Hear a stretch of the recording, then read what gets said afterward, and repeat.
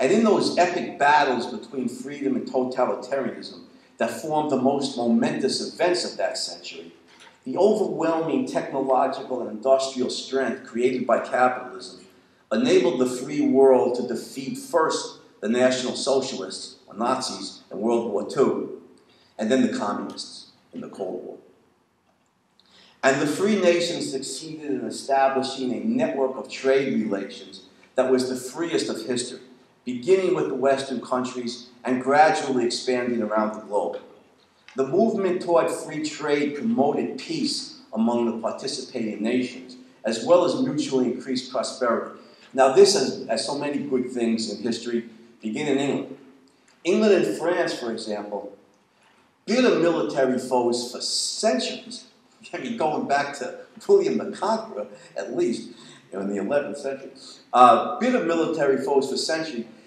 In their historic commercial treaty of 1860, the British and the French removed many trade barriers between the countries, an early and important step in bringing lasting peace between them. Richard Cobden, the great English 19th century advocate of capitalism and international free trade, was instrumental in getting the treaty ratified. In a letter to William Gladstone, Britain's pro-freedom, anti-imperialist prime minister, Cobden wrote that free trade between Britain and France and the resultant satisfaction of each other's wants was the means of, quote, countering the antagonisms of language and race, unquote. This goal was so important, Cobden wrote in another letter to Gladstone, that, quote, to improve the moral and political relations between France and England by bringing them into increased commercial dependence, I would walk barefoot from Calais to Paris, unquote. The Revolutionary Code of Individual Rights and Political Economic Freedom transfigured the Western world in the 19th century. But the rest of the globe, tragically, remained mired in tribalism, dictatorship, endless savage warfare, and extreme backwardness. In the 1960s, large parts of Asia, Africa, and South America were as destitute and famine-ridden as was pre-industrial Europe.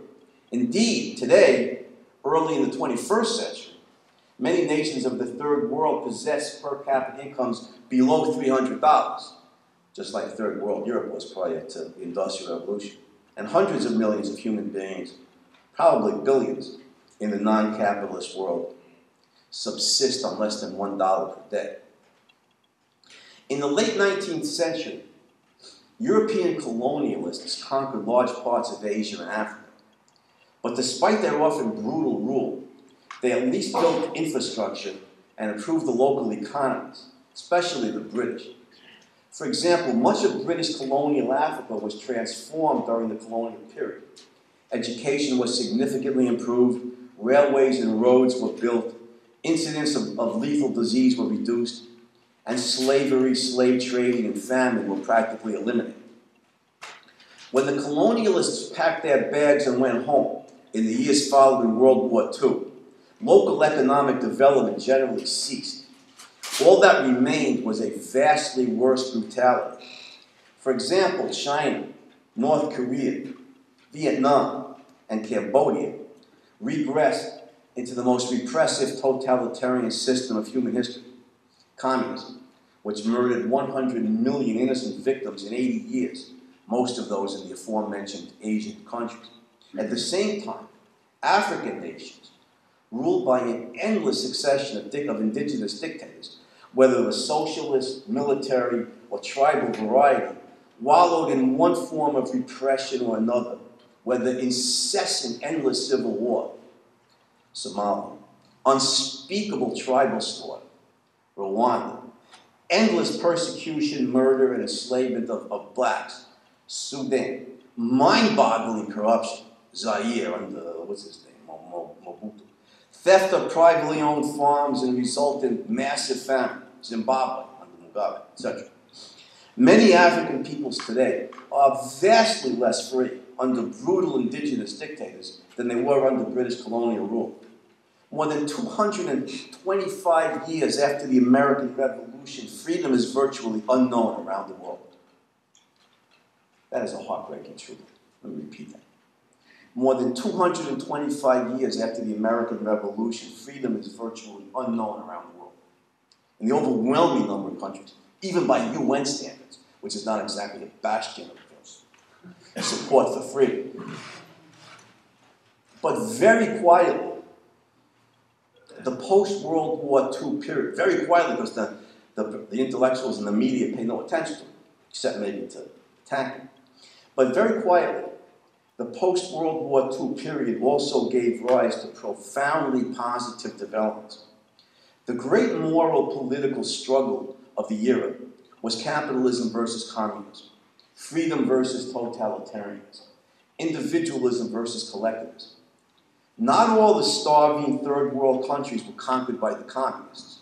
Some, protected by America and her allies, Taiwan, South Korea, for example, protected by America and her allies, were able to live in freedom. And because they were free, they were able to choose, to decide between the opposing systems of capitalism and socialism. The most historic, important, and positive development in the world in the past 60 years is the spread of capitalism into the non-Western nations of the third world. This phenomenon, too rarely discussed in our schools, universities, and media, is the single greatest hope for world peace and prosperity. The destitute countries of Asia led the way. The shining light of late 20th century global capitalism and the paradigm for the subsequent Asian tigers was Japan. The American occupation of Japan under General Douglas MacArthur transformed the country from a brutal military dictatorship, from basically fascist system, to the freest country of Asia, possibly the freest country in the history of Asia. The Japanese Constitution of 1947, drawn up in General MacArthur's headquarters, helped establish a limited government in the country. In conjunction with other laws of the American occupation, the new Constitution brought freedom and individual rights to Japan for the first time. Economically, the new Japan was established on essentially a free enterprise basis, embodying substantial elements of private ownership of business and farms and a profit seeking. By the early 1950s, Japan's post-war reconstruction was completed, and she stood on the threshold of spectacular economic progress. For the next 20 years, Japan achieved a growth rate that averaged close to 10% annually. Japanese productivity in the late 20th century became legendary because in mere decades, Japan joined the world leaders. In many cases, became the world leader in the manufacture of automobiles, watches, radios, televisions, cameras, steel, and such high-tech products as jets, semiconductors, computers, and telecommunication equipment. Today, Japanese per capita income is in excess of $25,000, close to $30,000, making it truly an economic powerhouse. We realize that historically and all over the world to this day, most countries' per capita income is measured in terms of hundreds of dollars, not thousands, never mind tens of thousands, making Japan truly an economic powerhouse. America had helped create an economic giant, and it was good. Now, the other leading light of post-war global capitalism was Hong Kong, already discussed. But the growth of Taiwan has been almost as spectacular. In 1949, after the nationalist military defeat on the mainland, the island's per capita income was an abysmal $100. But Chiang Kai-shek, the political leader, sought to create an environment in which entrepreneurs would flourish. He appointed such economic advisors as K.Y. Yin and K.T. Lee, both strong advocates of a free market system. Lee realized the best thing a government could do was provide a rational legal framework that would establish the rule of law. He proceeded to put himself in the shoes of investors and look at the situation from their perspective. Taiwan opened up to foreign investment and world trade. And what's really interesting is they phased out protectionism. They phased out protection of domestic industries. They forced domestic industries to compete with foreign companies.